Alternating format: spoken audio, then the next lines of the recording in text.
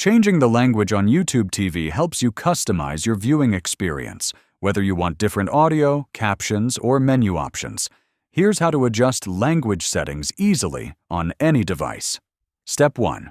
Change audio language during playback. Open the YouTube TV app on your phone, smart TV, or computer. Start playing a video or live channel. On smart TV, press up or OK to reveal video controls. On mobile, tap the screen. On web, hover your mouse over the player. Select the settings, gear icon, choose audio track, and pick your preferred language, if available for that program. Step 2. Change subtitle.caption language. Tap the settings icon again and choose subtitles.cc. Select the language you prefer, such as English, Spanish, or others depending on the video. Step 3. Change app language, mobile only. YouTube TV follows your device's language.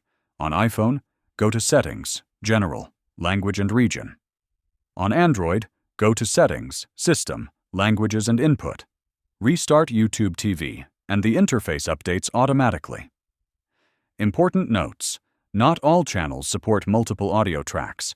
Changing app language affects menus, not audio for all shows. Live channels may offer fewer language options than on-demand videos. And that's it.